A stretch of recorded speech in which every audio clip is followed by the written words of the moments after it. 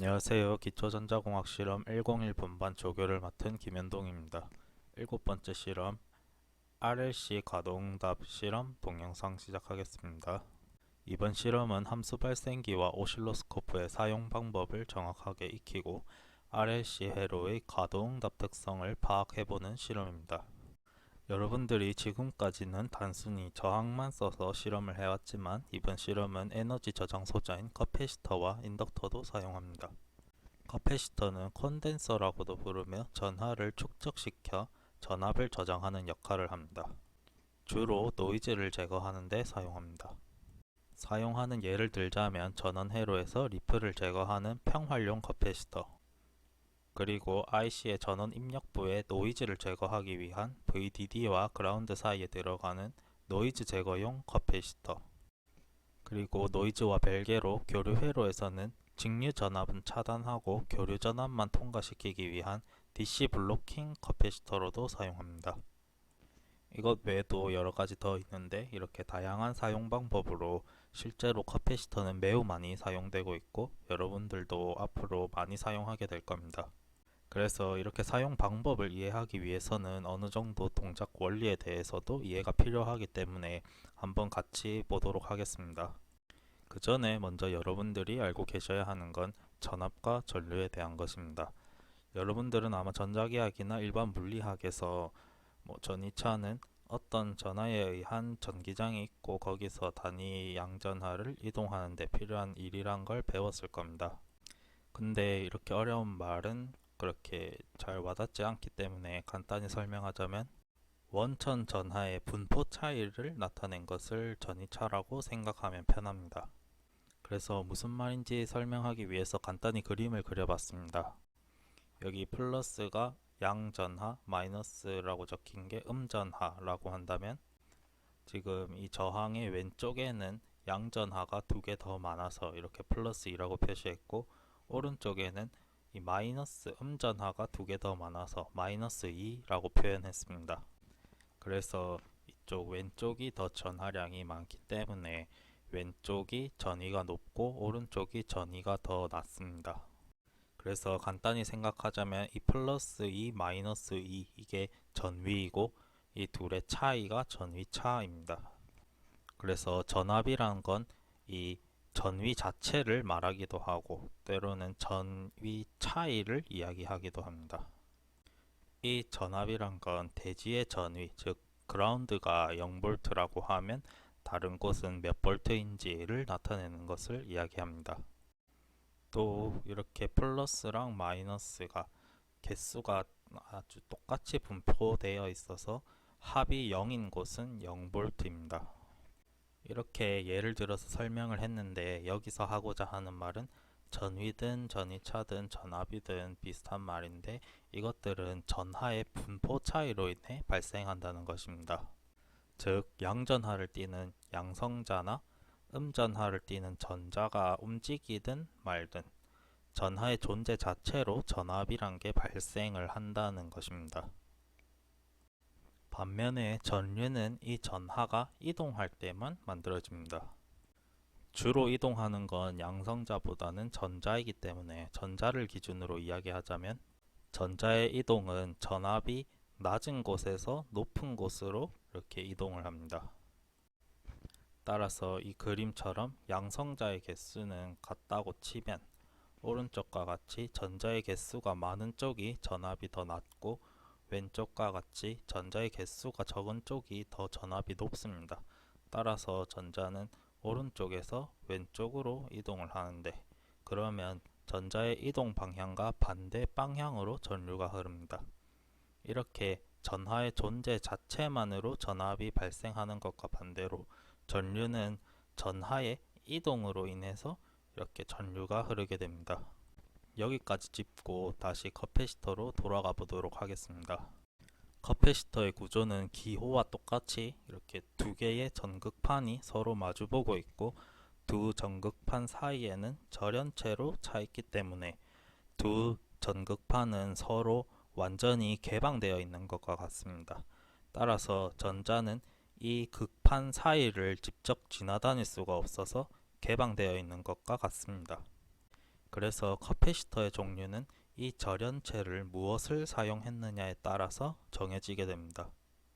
커패시터의 종류들 중에 간단하게 여러분들이 실험실에서 볼 수 있는, 실험실에서 여러분들이 사용할 수 있을 만한 종류들만 보자면, 먼저 작은 크기로 큰 용량을 얻을 수 있는 전해 커패시터가 제일 많습니다. 하지만 이 전해 커패시터는 싼 값으로 큰 용량을 얻을 수 있는 대신에 주파수 특성이 좋지 않기 때문에 높은 주파수의 회로에서는 사용하지 않고 저주파수에서 주로 사용합니다. 그리고 온도 변화에 따라 용량 변화가 심한 편입니다. 그래서 좀 온도 변화가 있는 환경에서는 사용하기 안 좋습니다. 그리고 이런 전해 커패시터보다 조금 더 주파수 특성과 온도 특성이 우수한 게 탄탈 커패시터입니다.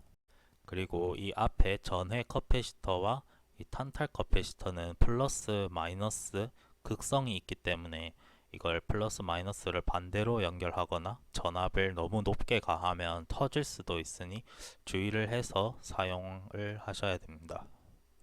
플러스 극과 마이너스 극은 다리 길이가 다르기 때문에 이 다리 길이를 보고 플러스 마이너스 구분을 하시면 됩니다. 이렇게 다리가 더 긴 쪽이 플러스고 다리가 짧은 쪽이 마이너스입니다. 그리고 이 탄탈보다 더 고주파 특성이 좋고 온도 특성이 좋은 게 세라믹 커패시터입니다. 대신 세라믹 커패시터는 크기에 비해 용량이 작은 편이고 좀 큰 용량의 세라믹은 없습니다. 그리고 필름 커패시터 중 하나인 마일러 커패시터가 있습니다. 이 커패시터는 구조상 고주파 특성이 안 좋기 때문에 주로 저주파에서 사용합니다. 그리고 이 세라믹 커패시터와 마일러 커패시터는 극성이 없다는 장점이 있습니다. 그래서 아무렇게 플러스 마이너스 상관없이 사용하셔도 됩니다. 실험실에는 대부분이 이 전해 커패시터고 다음으로 이 마일러랑 세라믹이 많이 있는데 세라믹이 마일러보다는 좀 더 다양한 용량이 있는 편입니다. 그래서 회로가 수백 킬로헤르츠 이하라면 극성이 있는 부분은 전해 커패시터를 사용하셔야 되고 극성이 없는 부분이면 마일러 커패시터를 사용하시면 됩니다. 그리고 수천 헤르츠 이상에서는 이 세라믹 커패시터를 사용하시면 됩니다. 이렇게 다양한 커패시터 종류가 있는데 또 이 종류마다 읽는 방법이 조금씩 다릅니다. 저항을 읽을 때 저항 값을 읽었듯이 커패시터를 읽을 때는 커패시턴스, 즉 정전 용량을 읽어야 하고 그리고 이 커패시터가 버틸 수 있는 전압이 있기 때문에 이 버틸 수 있는 전압인 내압을 읽으셔야 됩니다. 그래서 먼저 전해 커패시터를 보자면 전해 커패시터는 용량과 내압이 그대로 적혀 있습니다. 이 사진의 경우 정전 용량 커패시턴스는 200 마이크로페럿이고 내압은 100볼트인 겁니다. 탄탈 커패시터도 대부분 정전 용량과 이 내압이 그대로 적혀 있습니다. 간혹 이렇게 커패시턴스 부분과 이 내압 부분인데 이 단위가 안 적혀 있는 경우가 있습니다. 그래서 일단은 이런 탄탈 커패시터는 위쪽에 있는 이게 크게 적힌 게 정전 용량이고 아래에 적혀 있거나 작게 적힌 게 내압입니다. 그리고 이 탄탈 커패시터에 단위가 생략되어 있는데 이 단위는 마이크로페럿이고 볼트입니다. 그래서 이 탄탈 커패시터는 2.2 마이크로페럿이고 내압은 25볼트입니다. 세라믹 커패시터는 보통 숫자 3자리나 2자리만 적혀 있습니다. 그래서 이 3개의 숫자는 모두 정전 용량 값을 나타내는 거고 이 내압은 안 적혀 있는데 이렇게 생긴 리드형 세라믹 커패시터는 내압이 보통 50볼트로 정해져 있습니다. 그리고 이 3자리 숫자를 읽어서 정전 용량을 읽는 방법은 앞에 가변 저항대와 마찬가지로 숫자 앞에 2자리는 숫자를 그대로 읽고 마지막 숫자는 승수입니다. 여기서 주의할 점은 단위가 피코페럿이기 때문에 이렇게 마지막에 10의 마이너스 12승을 곱해줘야 합니다. 따라서 이 사진과 같은 커패시터는 104라고 적혀 있다면 앞에 2자리인 10을 그대로 읽고 뒤에 한 자리인 4, 그래서 10의 4승을 곱해주고 단위가 피코페럿이기 때문에 10의 마이너스 12승을 곱해줍니다. 그래서 10의 마이너스 7승 페럿이기 때문에 0.1 마이크로 페럿이 됩니다. 간혹 이렇게 숫자가 세 자리가 아니라 두 자리만 적혀 있는 게 있는데 이거는 100 피코페럿 이하에서는 숫자 두 자리만 그대로 적습니다. 그리고 마일러 커패시터는 내압과 정전 용량이 적혀 있는데 여기 세 자리가 정전 용량에 해당하고 이 앞에 2G 이게 내압에 해당합니다. 그리고 이 세 자리 정전 용량 뒤에 적힌 이 알파벳은 오차율을 나타냅니다. 정전 용량을 읽는 방법은 앞에서 세라믹대와 똑같이 두 자리는 숫자 그대로 읽고 뒤에 한 자리는 승수로 하고 단위는 피코페럿이고 이건 똑같이 하고 뒤에 나오는 알파벳은 보통 J나 K가 적혀 있는데 J는 플러스 마이너스 5%, 이런 K는 플러스 마이너스 10%의 오차율을 나타냅니다. 그리고 그 앞에는 이 내압이 적혀 있는데 내압은 읽는 방법이 복잡하기 때문에 이렇게 표로 첨부해 놨습니다. 아마 여러분들이 쓰실 마일러 커패시터는 대부분 숫자가 2로 시작할 거기 때문에 이렇게 높은 전압을 가지기 때문에 여러분들이 이 전압까지 쓸 일은 없기 때문에 그냥 신경 쓰지 않고 정전 용량만 보고 사용하셔도 됩니다. 이게 색깔이 헷갈리실 수도 있는데 이런 초록색 마일러도 있고 실험실에는 빨간색 마일러도 많습니다. 그럼 이제 종류와 읽는 법은 이쯤 보고 중요한 동작 원리를 보도록 하겠습니다. 만약 이렇게 충전되지 않은 커패시터라면 양전하와 음전하의 분포가 같고 양단의 전이차가 0입니다. 이쪽은 지금 플러스가 4개, 마이너스 4개라서 어느 것 하나 많은 게 없는 딱 0이고 여기도 똑같이 전하량이 빵이라고 할 수 있습니다. 이런 커패시터에 플러스 8V의 전압원이 연결된다면 이 전압원은 8V이고 이 커패시터는 0V이기 때문에 이쪽이 같다고 치면은 이쪽과 이쪽 이 전압원과 커패시터 사이에는 8V의 전위차가 있기 때문에 전자는 전압이 낮은 곳에서 높은 곳으로 이동을 합니다. 근데 이쪽에 있는 전자들은 이 절연체를 넘어갈 수 없기 때문에 여기서는 그대로 있고 이 위쪽 판에 있는 전자들만 여기서 이렇게 이동하게 됩니다. 따라서 이렇게 전압원의 윗방향 그리고 아랫방향을 기준으로 보자면 전압원의 플러스 방향은 이렇게 전자를 끌어당기고 전압원의 마이너스 방향은 전자를 이렇게 쏘아내게 됩니다. 그래서 이 커패시터 위쪽에 있던 전자는 이렇게 쏘아내게 되고 그리고 이게 이쪽에서는 돌아와서 이 커패시터 마이너스를 기준으로 보면은 전자를 끌어당기는 모양이 됩니다. 그리고 나서 이렇게 결과적으로 보자면 커패시터의 플러스 측에 있던 전자를 쏘아서 마이너스 측으로 받은 게 됩니다.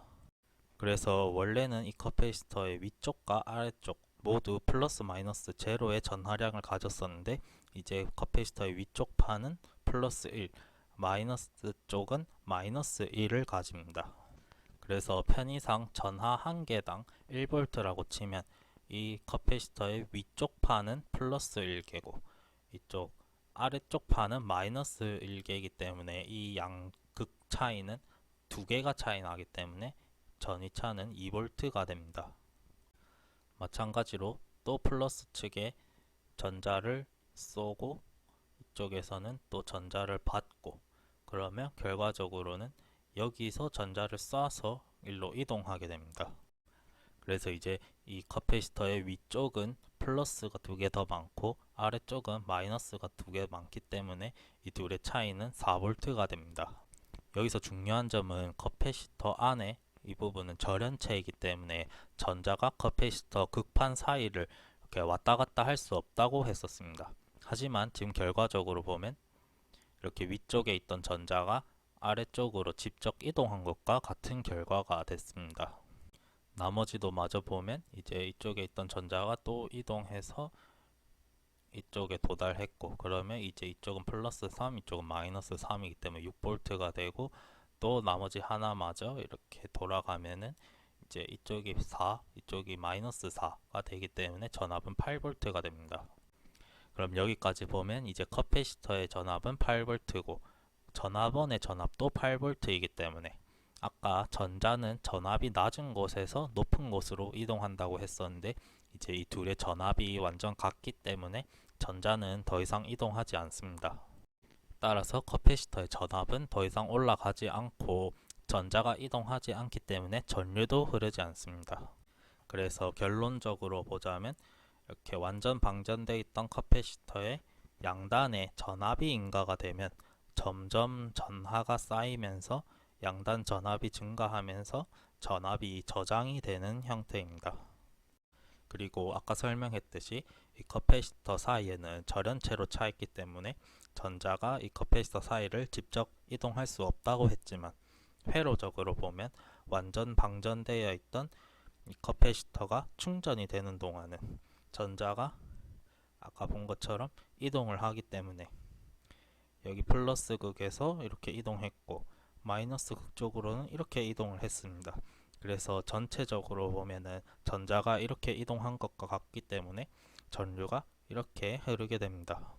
그래서 이 그림 중에 이 전자의 흐름 부분, 이 부분은 원래 커패시터가 있기 때문에 이렇게 전자가 직접 이동할 수 없지만 이렇게 이동하는 것과 똑같이 동작하게 됩니다. 따라서 커패시터에는 이렇게 전자가 직접 이동하지는 않지만 커패시터 기준으로 봤을 때는 전자가 이동한 것과 같기 때문에 이렇게 전류가 흐릅니다. 그래서 이렇게 흐르는 전류를 커패시터에 흐르는 전류라고 합니다. 이렇게 커패시터에 전류가 흐르다가 커패시터 양단 전압이 인가되는 만큼 계속 충전이 되다 보면 이렇게 8V까지 충전이 됐다면 이제 더 이상 전류는 흐르지 않게 됩니다. 그래서 이렇게 완충된 커패시터는 양단에 걸린 전압만큼 전압을 저장하고 있습니다. 그리고 이제는 여기 앞에 있던 전압원이 제거가 돼서 전원이 꺼졌다고 생각해보면 전압원이 제거가 돼서 0V가 됐다고 가정을 하고 생각해 보겠습니다. 그러면 전압원이 있던 위치는 그냥 0V가 되고 그럼 이제 커패시터 양극 사이에 전압차만 존재하게 됩니다. 그래서 전압이 낮은 마이너스 극에서 전압이 높은 플러스 극 쪽으로 이렇게 전자가 이동을 하게 됩니다. 이번에는 그냥 편하게 한 번에 이동하는 그림을 그렸습니다. 원래 이렇게 마이너스가 더 많다가 마이너스 많은 만큼 다 이동해서 이 플러스 극 쪽으로 이동을 합니다. 그럼 똑같이 이 커패시터 기준으로는 전자가 이렇게 이동한 것과 같기 때문에 회로적으로 전자가 이렇게 이동하고 있는 것과 같기 때문에 전류는 이쪽 반대 방향으로 이렇게 전류가 흐르게 됩니다. 그래서 전자가 이동할 만큼 다 이동해서 이제 플러스 극과 마이너스 극의 전압 분포가 완전 같아진다면 이제 더 이상 전류는 흐르지 않고 커패시터의 방전도 더 이상 일어나지 않아서 전압차가 0V가 됩니다. 따라서 이제 커패시터가 저장하고 있는 전압이 없게 됩니다. 여기까지 봤을 때 커패시터의 전류가 흐르는 건 커패시터가 충전되거나 방전될 때뿐인 걸 알 수 있습니다. 즉, 커패시터 양단 전압이 변하는 동안만 전류가 흐릅니다. 따라서 커패시터에 흐르는 전류는 이렇게 커패시터의 양단 전압이 시간에 따라 변하는 변화량과 커패시턴스를 곱한 것으로 표현을 할 수 있습니다. 여기서 아까 예를 들 때 전압이 충전될 때 0V, 2V, 4V, 6V, 8V 이런 식으로 단계적으로 전압이 오르고 내려가는 걸 설명했었지만 실제로는 전하들이 계속 움직이면서 전압이 서서히 변하기 때문에 커패시터의 전압은 연속적인 값을 가집니다. 만약 이 커패시터 전압이 연속적인 값이 아니라 순간순간 변하는 값이면 이렇게 순간순간 변할 때마다 엄청 큰 전류 값을 갖게 되겠죠. 그럼 이런 직렬 RC 회로에서 T가 0보다 작을 때는 전압원이 꺼져 있어서 0V이다가 T가 0이 되는 순간 전압원을 켜서 V0가 됐다고 생각을 하고 해석을 해보겠습니다. 그러면 회로의 전압들과 전류들이 시간에 따라 변할 거기 때문에 시간에 대한 함수 it와 vt라고 표현을 해보겠습니다. 이 회로에 앞에 하던 것들처럼 KVL을 적용해보면 이렇게 나타낼 수 있습니다. 그래서 이거에서 여기 이 전류는 커패시터 전류이기 때문에 합해서 커패시터 전류는 이렇게 나타낼 수 있다고 했습니다. 그래서 이 식을 그대로 집어넣으면 이 KVL 식은 이렇게 나타낼 수 있습니다.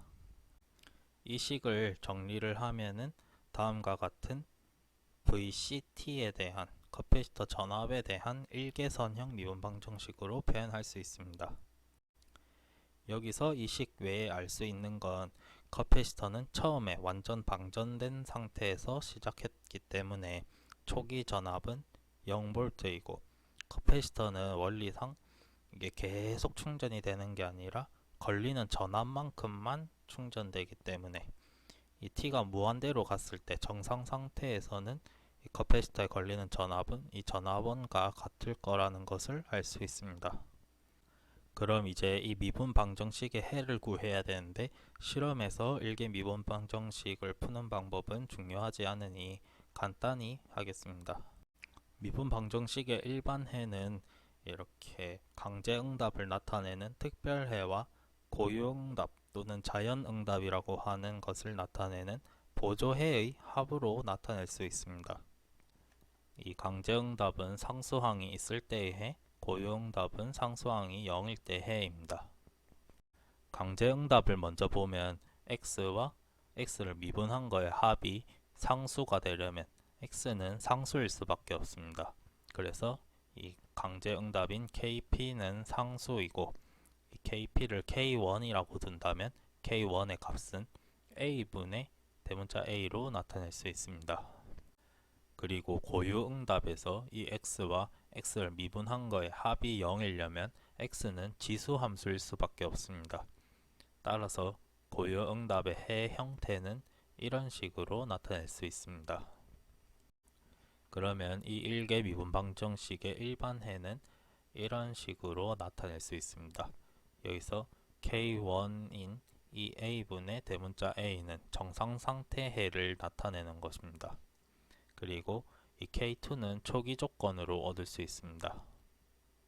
이를 다시 아까 얻은 이 미분 방정식에 적용시켜 보면 먼저 커패시터의 성질을 이용해서 정상 상태해를 이용을 하면은 정상 상태는 T가 무한대로 갔을 때의 해입니다. 그래서 T가 무한대로 간다면 이거는 0으로 가기 때문에 결국 T가 무한되면 A분의 대문자 A, 이 K1에 해당하는 것만 남고 그러면 이 K1에 해당하는 건 V0란 것을 알 수 있습니다. 그리고 아까 이 부분이 A에 해당했기 때문에 A는 RC분의 1입니다. 마지막으로 초기 값을 이용하기 위해서 T에다가 제로를 넣으면 T에 제로를 넣으면 이제 여기 V0 플러스 요 부분 그리고 T가 제로면 이거는 1입니다. 그래서 K2만 남습니다. 그래서 V0 플러스 K2가 0, 초기값이 0, 0이기 때문에 즉 K2는 마이너스 V0가 됩니다. 따라서 마지막으로 커패시터 양단 전압의 식을 정리하자면 VCT는 이렇게 나타낼 수 있습니다. 여기서 아까 이 커패시터 전류식에다가 방금 구한 이 커패시터 전압을 집어넣으면 커패시터 전류식은 이렇게 나타낼 수 있습니다. 그래서 이 커패시터 전압식과 전류식을 이렇게 시간에 따른 그래프로 나타냈습니다. 그럼 이 그래프를 보고 알 수 있다시피 커패시터 전압은 0에서부터 점점 올라가다가 시간이 어느 정도 지나면 V0에 거의 수렴하는 것을 알 수 있습니다. 그래서 전압이 이렇게 급격하게 변하고 있는 동안을 과도 상태라고 하고 이렇게 거의 수렴한 부분을 정상 상태라고 합니다. 전류는 반대로 R분의 V0부터 시작해서 이렇게 시간에 따라 점차 감소하다가 시간이 어느 정도 지나면 거의 0에 수렴하는 것을 알 수 있습니다. 여기서 RC 회로에서 전압이 충전될 때는 전압이 정상 상태의 63.2%만큼 충전될 때까지 걸리는 시간을 시정수 또는 시상수 타우라고 합니다. 여기서 타우는 앞에 나왔던 A의 역수에 해당합니다. 그래서 이 전압 충전 RC 회로는 결국 시정수 타우는 RC가 됩니다. 그리고 이 그래프를 보면 이 시정수의 5배만큼 시간이 지났을 때는 99%만큼 전압이 수렴하는 것을 알 수 있습니다. 이제는 반대로 커패시터에 V0만큼 전압이 걸려있던 상태에서 T'이 0보다 작을 때인데 이제 T'이 0이 됐을 때 이 전압원이 꺼져서 0V가 될 때를 생각하고 해석을 해보겠습니다. 그러면 똑같이 회로에 KVL을 적용해보면 다음과 같이 식을 나타낼 수 있습니다. 이번에는 전압원이 없기 때문에 이 강제 응답이 없어서 바로 재차 방정식으로 나타낼 수 있고, 그리고 여기 커패시터의 전류식을 똑같이 대입해서 식을 이렇게 정리할 수 있습니다. 그리고 똑같이 초기 상태를 보면 먼저 전압이 충전되어 있던 상태이기 때문에 이 초기 값은 V0이고, 이제 시간이 무한대로 가서 여기 커패시터에 걸려있던 전압이 다 방전되고 나서는 정상 상태에는 제로인 것을 알 수 있습니다. 그래서 똑같은 방법으로 이 1개 미분 방정식과 초기 값과 정상 상태 값을 가지고 간단하게 전압식을 구할 수 있고, 이 전압해와 이 식을 사용해서 전류해도 구할 수 있습니다. 그래서 이 전압식과 전류식을 그대로 그래프로 나타내면 이렇게 나타낼 수 있습니다. 전압은 V0부터 시작해서 시간에 따라 점차 감소하고 시간이 거의 무한대에 가까워지면 점점 0에 수렴하게 됩니다. 전류는 일부러 IT가 아니라 마이너스 IT를 나타냈습니다. 그래서 이 전압은 앞에서랑 다른데 전류는 앞에 충전할 때와 방전할 때가 흐르는 방향만 반대일 뿐 완전히 똑같은 전류인 것을 알 수 있습니다. 그래서 이 방전 회로에서도 시정수라는 걸 나타낼 수 있는데, 시정수는 이제 방전을 할 때는 전압이 처음 크기의 36.8%만큼 방전될 때까지 걸리는 시간을 나타냅니다. 그리고 여기서도 값은 RC로 앞에 RC 충전할 때와 지금 RC 방전할 때 같은 것을 알 수 있습니다. 그래서 이 RC 값이 클수록 충전이 이렇게 오래 걸리고, 이 시정수가 멀리 있다면 여기까지 충전하는데 오래 걸리겠죠. 그리고 이 시정수가 크다면 방전을 하는데도 오래 걸립니다. 그래서 이 시정수가 클수록 충방전 시간이 오래 걸리고, 이 RC 직렬 회로에서 시정수는 RC라는 것을 알고 가시면 됩니다. 다음은 인덕터입니다. 앞에서 커패시터는 전하를 충전하는 방식으로 에너지를 저장했기 때문에 전개의 에너지를 저장하는 소자라고 한다면, 인덕터는 자개의 에너지를 저장하는 소자입니다. 인덕터를 이해하기 위해서는 코일을 생각하시면 편합니다. 구조는 이렇게 선을 빙빙 감아 놓은 것과 같습니다. 이렇게 여기서부터 선이 시작해서 이렇게 뺑뺑뺑 감겨서 이렇게 나온 것 같이 이렇게 하나의 선입니다. 그래서 여러분들이 그냥 선을 마구 감아 놔도 그거를 인덕터라고 할 수 있습니다. 따라서 앞에서 커패시터는 두 단자 사이에 전기적으로 완전히 개방되어 있는 것과 같다고 했는데, 인덕터는 하나의 선이기 때문에 이 두 단자 사이에 전기적으로 아예 단락된 것과 같습니다. 인덕터의 종류는 실험실에는 이렇게 리드형과 링형 그리고 단지형이 있는데, 대부분 값이 이 단지형이라 단지형만 쓰게 될 겁니다.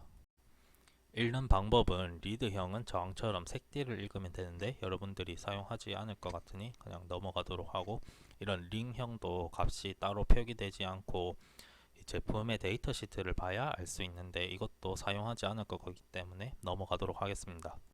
마지막으로 이런 단지형은 이렇게 3개의 숫자가 적혀 있습니다. 앞에서 가변저항이나 커패시터에서와 마찬가지로 앞에 2개는 숫자를 그대로 읽고 마지막 숫자는 성수입니다. 여기서 주의해야 할 점은 단위가 마이크로 헨리인 것을 주의하셔야 됩니다. 간혹 숫자 뒤에 알파벳이 적혀 있는 경우도 있는데 이는 오차율을 나타내는 것으로 J, K, M이 적혀 있는데 J는 5%, K는 10%, M은 20%입니다. 읽는 방법을 간단히 같이 보자면 예를 들어서 이렇게 151이 적혀 있다면 앞에 두 개인 1, 5는 그대로 읽고 뒤에 숫자인 1은 승수로 곱하기 10으로 하고 그리고 마지막으로 단위인 마이크로인 10에 마이너스 6승을 곱해주면 결과는 1.5 곱하기 10에 마이너스 4승이 나오므로 0.15mH인 것을 알 수 있습니다. 이제 인덕터의 동작을 보겠습니다. 먼저 알아야 할 점은 코일의 동작입니다.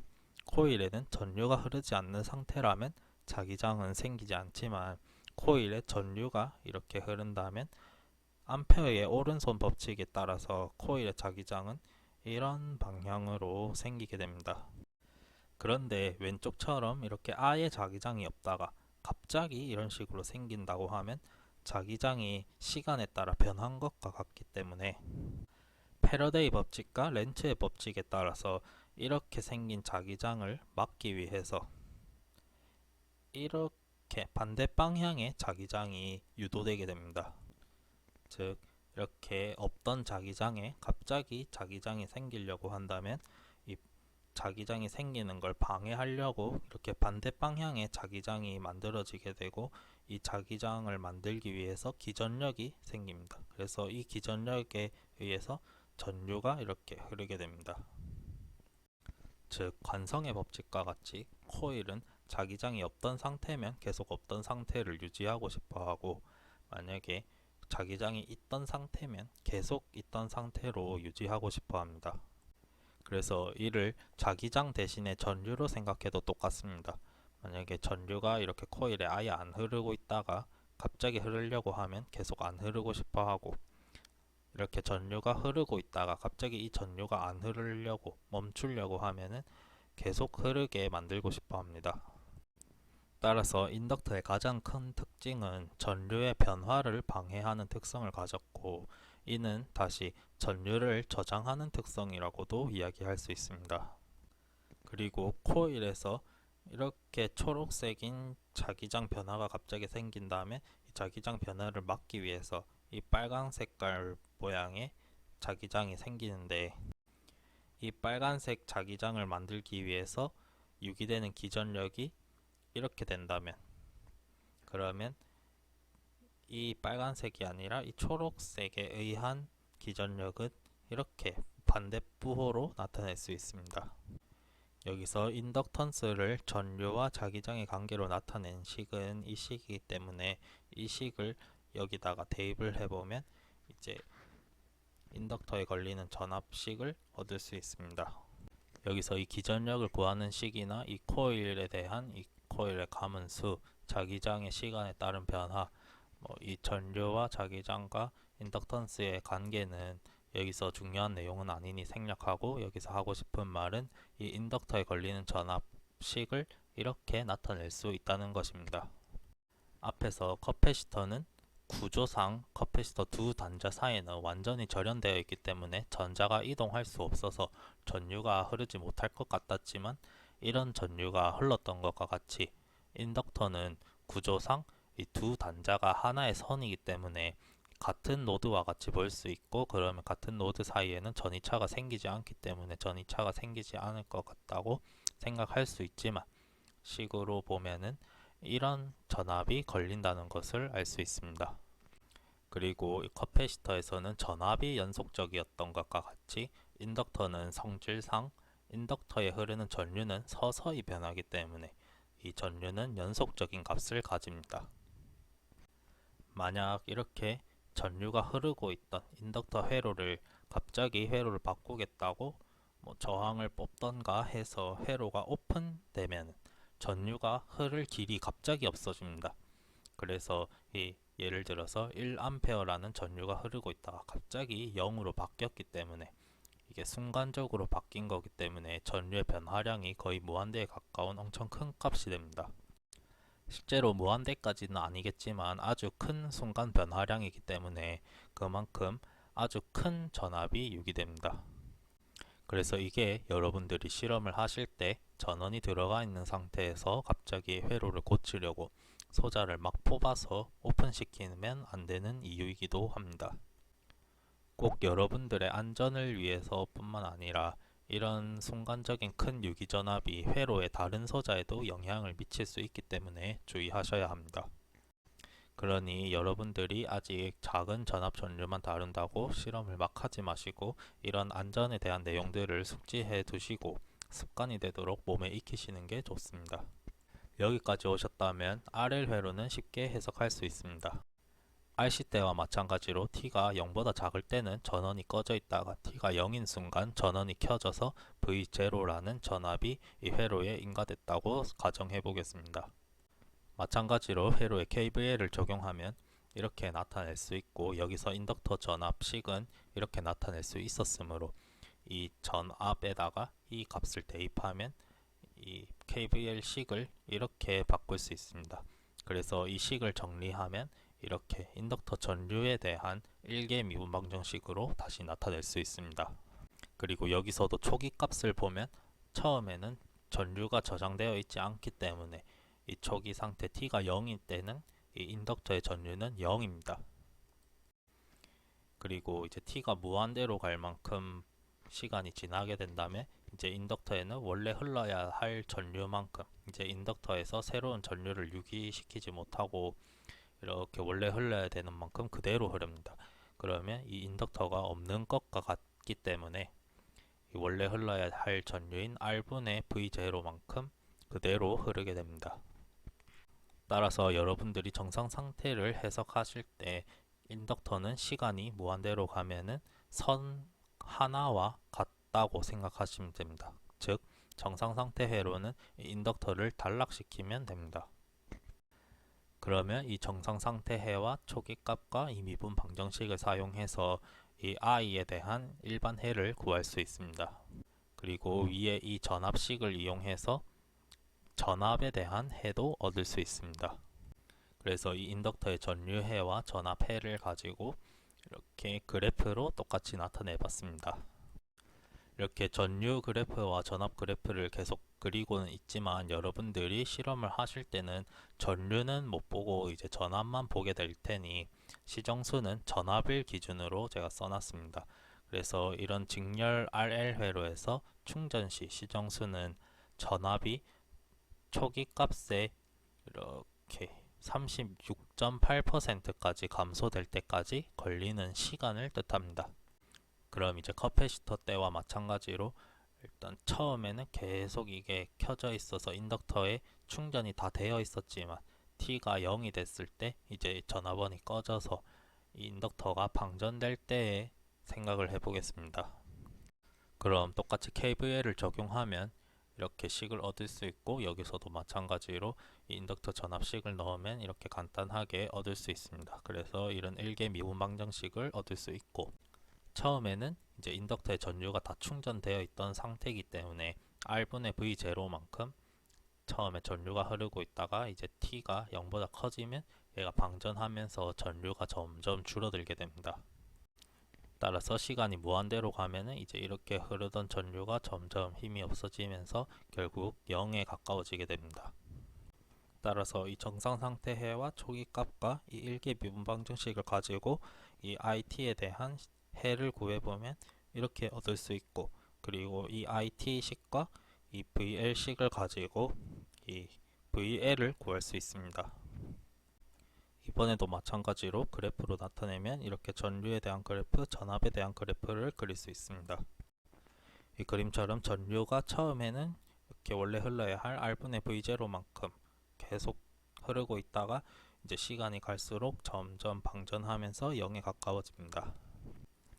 전압 그래프는 앞에 그래프의 부호를 바꾼 것과 똑같이 이렇게 똑같은 모양으로 나타납니다. 따라서 직렬 RL 회로는 충전 때와 마찬가지로 방전 때도 시정수는 똑같이 전압이 초기 값의 36.8%에 도달할 때까지 걸리는 시간을 뜻하고 초기 값의 부호만 다를 뿐입니다. 값으로는 똑같이 R분의 L입니다. 마지막으로 RLC 회로입니다. RLC 회로도 똑같이 이렇게 충전하는 과정을 보면 해석 방법은 똑같고 1개 미분 방정식을 풀던 거를 2개 미분 방정식을 푸는 점이 조금 다릅니다. 그래서 2개 미분 방정식 해석법도 간단히만 같이 보자면 일반 해는 똑같이 강제응답과 고유응답의 합으로 나타낼 수 있습니다. 그중 강제응답은 똑같이 x와 x를 미분한 것과 x를 두 번 미분한 것의 합이 상수이려면 x가 상수일 수밖에 없습니다. 그래서 똑같이 k1이라고 하면 a2분의 대문자 a로 나타낼 수 있습니다. 다음으로 고유응답이 조금 중요합니다. 이렇게 x와 x를 미분한 것과 x를 두 번 미분한 것의 합이 0이려면 x는 일단 지수함수일 수밖에 없습니다. 그러면 일반적인 해를 이렇게 나타낼 수 있고 이를 이제 이 미분 방정식에 그대로 집어넣는다면 이런 식을 얻을 수 있습니다. 그래서 여기서 이 부분이 다 겹치니까 이제 이 부분을 다 약분해주면 결국 식은 이렇게 간략화할 수 있습니다. 여기서 이 A1을 2제타 오메가 제로 그리고 A2를 오메가 제로의 제곱으로 나타내면 식을 이렇게 나타낼 수 있습니다. 이 식을 특성 방정식이라고 하며 이 특성 방정식의 해는 다음과 같이 나타낼 수 있습니다. 그래서 이 루트 안 부분의 부호에 따라서 해의 형태가 달라지게 됩니다. 먼저 이렇게 특성 방정식의 해를 다시 쓰면은 여기서 이 제타가 1보다 클 때는 과제동이라고 하며 이렇게 특성 방정식은 두 개의 실근을 가지므로 제차 방정식의 해는 이런 형태로 나와서 이렇게 두 개의 감소 지수 함수의 합으로 나타냅니다. 이제 다음으로 이 제타가 1일 때는 이 특성 방정식의 해는 중근을 가집니다. 그래서 이때 제차 방정식의 해는 이렇게로 나타납니다. 이제 다음으로는 제타가 1보다 작을 때는 부족제동이라고 하며 특성 방정식의 해는 이렇게 두 개의 공액 복소근을 가집니다.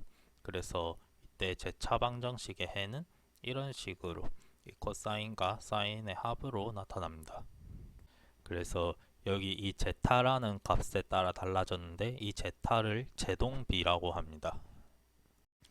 이렇게 제동비, 부족제동, 임계제동, 가제동이라는 이런 말이 처음이라면 어려울 수도 있으니 예를 들어서 같이 보겠습니다. 이렇게 벽에 스프링이 있고 이 스프링에 매달린 질량 M이라는 물체가 있을 때 만약에 공기 저항이나 마찰이 없는 다른 힘이 아무것도 없는 상황을 가정한다면 이제 물체에 힘을 줘서 이렇게 잡아당겼다가 이렇게 쭉 잡아당겼다가 이 잡아당긴 걸 놓았을 때는 이렇게 다른 힘을 가정하지 않았고 저항을 아예 없다고 생각했기 때문에 이렇게 멈추지 않고 계속 최대까지 수축했다가 원래 당긴 데까지 계속 진동하게 됩니다. 이거는 제동이 아예 없는 상황으로 비제동에 해당합니다. 앞에서 나타내진 않았는데 이렇게 제타가 0일 때는 비제동이라고 합니다. 하지만 이제 물체와 스프링뿐만 아니라 물체의 움직임을 방해하는 이런 댐퍼라는 걸 설치한 상황을 가정해 보겠습니다. 댐퍼가 어떤 건지 여러분들이 쉽게 떠올릴 만한 건 이렇게 문이 세게 닫히는 걸 막고 천천히 닫히게 해주는 도어 클로저를 생각하시면 됩니다. 그래서 이 도어 클로저나 이 댐퍼가 앞에 제타에 해당합니다. 그래서 이제 댐퍼가 있는 상황에서 보자면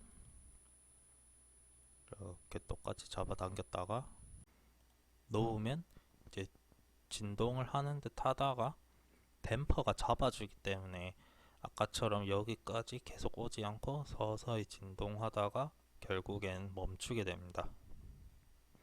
그래서 여전히 진동을 하기는 하지만 결국은 멈추게 됩니다. 그래서 이때가 부족 제동에 해당합니다. 하지만 댐퍼가 더 강하다면 똑같이 잡아당기고 놓았을 때 이제 진동하지 않고 원래 자리로 서서히 돌아가게 됩니다.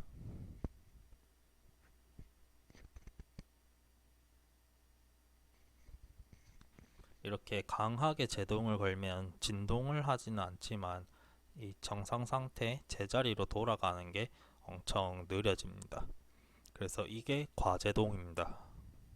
그래서 이제 진동하지 않을 최소한의 제동점을 찾아낸다면 이제 이렇게 진동은 하지 않지만 빠르게 제자리로 돌아갈 수 있게 됩니다. 그래서 이건 이렇게 빨리 돌아가지만 위에까지 가서 이렇게 진동하지 않고 그냥 최대 속도로 제일 적게 올라가고 이렇게 딱 제자리에 멈추는 겁니다. 이게 임계제동입니다. 이제 그래서 여기서도 아까 구한 IT에 대한 이계 미분 방정식에서 특성 방정식을 구하면 다음과 같고, 이 특성 방정식의 해를 나타내면 이렇게 되는데, 이 특성 방정식의 해에서 댐핑 조건을 구해보면 이 루트 안의 부분을 보면 이렇게 루트 안의 부분이 0보다 클 때, 작을 때, 그리고 같을 때 이렇게 나눌 수 있습니다. 그래서 이 부분이 0보다 클 때 과제동, 같을 땐 임계, 작을 땐 부족제동. 그래서 이거 식을 옮기면 이런 식으로 나타낼 수 있습니다.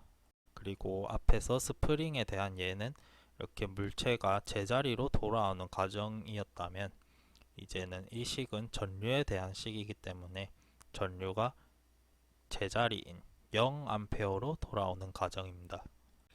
따라서 이게 부족 제동일 때의 전류 그래프입니다. 이렇게 전류가 0이다가 갑자기 올라가서 0으로 다시 되돌아가려고 하는데, 그 되돌아가는 과정 중에 이렇게 진동이 생기는 겁니다. 그리고 과제동일 때는 0이다가 갑자기 올라가서 다시 제자리로 돌아가려고 하는데 0으로 돌아가는 과정에서 제동이 너무 빡빡하기 때문에 확 내려가지 못하고 천천히 내려가서 이 0까지 되돌아가는데 엄청 오랜 시간이 걸리게 됩니다. 마지막으로 임계제동일 때는 전류가 0이다가 갑자기 올라가게 됐을 때 이렇게 빠르게 제자리로 돌아올 때의 제동입니다. 이 임계제동은 이렇게 진동하지는 않으면서 최대한 빨리 내려올 수 있는 이 진동하지 않는 최소한의 제동입니다. 이제 RLC 회로에 대한 내용은 이 정도로 하고, 다음은 실험기기에 대한 내용입니다. 이제 이번 실험부터는 이 함수 발생기와 오실로스코프를 사용할 겁니다. 먼저 주의하셔야 할 점은 이 함수 발생기와 오실로스코프는 선을 꼽는 이 부분이 똑같이 생겼습니다. 하지만 꼽는 선은 완전히 다르기 때문에 주의하셔야 합니다. 이렇게 생긴 선이 오실로스코프의 측정용 프로브이고, 이렇게 생긴 선이 함수 발생기의 선입니다. 만약에 반대로 이렇게 함수 발생기의 선을 오실로스코프에 연결하거나 오실로스코프의 프로브를 함수 발생기에다가 연결한다면 보통 선이 고장나거나 기기가 고장나거나 둘 중 하나가 고장이 납니다. 그러니 반드시 주의해서 사용하셔야 하고, 반대로 꼽는다고 동작하지도 않습니다. 이제 다음으로 각 기기에 대해서 간단히 보겠습니다. 먼저 함수 발생기부터 보도록 하겠습니다. 함수 발생기는 교류 신호를 만들어주는 기기입니다. 여러분들이 주로 사용할 기능은 이제 교류 역할을 해줄 정현파 아니면 직류에서 과도응답을 보기 위한 구형파를 사용하게 될 겁니다. 먼저 함수 발생기의 출력선은 이렇게 빨간 선과 검은 선이 있는데, 이 빨간 선이 플러스고 검은 선이 마이너스입니다. 그리고 함수 발생기는 이렇게 채널 A와 채널 B 두 개가 있습니다. 여기서도 채널 A, 채널 B 화면입니다.